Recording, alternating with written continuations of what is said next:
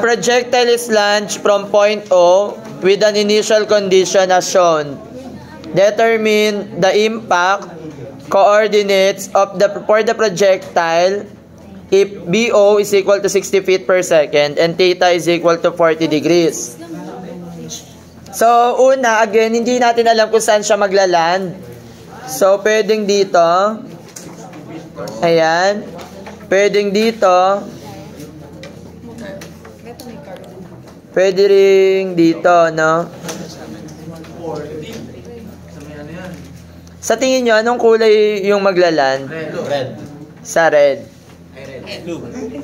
Okay, sa blue. So, ito.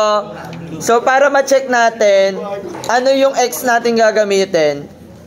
Kung ako yan, ang gagamitin kong X, siya pa rin. Charing, gagamitin ko lang naman. Gagamitin ko lang. Walang mag-move. Wala nga eh. Hindi pa ako nagkaka-X. Legit. Doon ako kaya red yan. Oo. Yung alin. Hindi mo na pwede i-upload yan. Hindi na-upload. Hindi ko i-upload to. Okay. Okay. So, ang gamitin nating X ay yung 140. Bakit 140? Class, makinig. So, di ba dito yung reference natin? Kapag ang na-solve natin na X is positive, dito siya maglaland. Tama? Pero pagka nag-negative, kunyari dito, or dito something, kasi ito yung reference, no? So, ito negative 20, tas yung nasa ilalim negative 40. So, solve natin yung Y. So, we have Y is equal to X tangent of theta minus GX squared over 2BO squared. So, ang Y, hindi natin alam. Ang X natin, 140. Tangent of 40 degrees minus 32.2. Ang X natin ay 140 squared divided by 2 times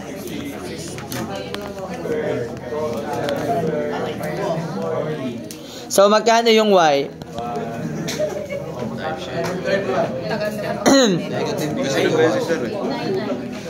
Negative 31 point 89. O, ibig sabihin, saan siya maglalan? Sa pader na to, tama? Kasi 31 yung lumabas, no? Tama ba? Na ito yung lumabas na 31 dito sa part na yan. So, this is Y. So, ano yung point of contact? Magkano? Ano yung X? 140 and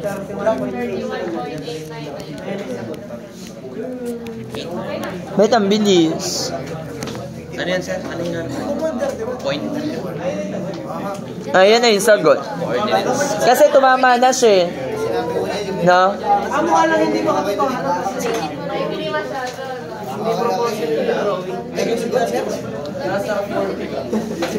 Eh, yun yung lumabas eh. Wala tayong magagawa.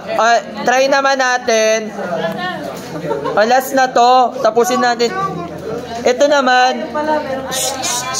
Yung velocity naman niya 85. Tama? And then yung theta 15 degrees. So what if ito yung maisip ko, yung kulay red. So ano yung gagamitin yung Y dyan? Y ha, Y. Ano yung gagamitin Y? 20. Negative 20. Kapag ang nasolve nyo na, ang ginamit nyo na Y ay negative 20, dapat ang X niya ay greater than 140 and less than 240. Baka mamaya sobrang bilis niya dito pala sa pader maglan. No? True. So, solve natin. Y is equal to 20 times sorry, negative 20 is equal to x tangent 15 minus 32.2 times x squared divided by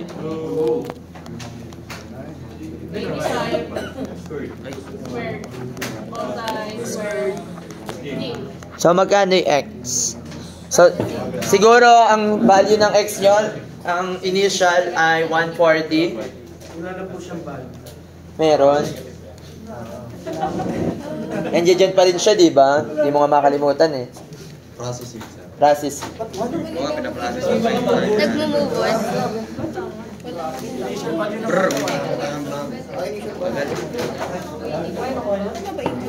Sabi nila.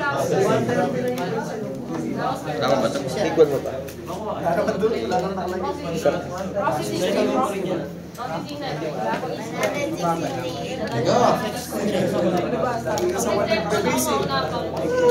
Ano yung 130, sir? Hindi, that's 140. 140. 163.4286. So, ibig sabihin, ang coordinate niya is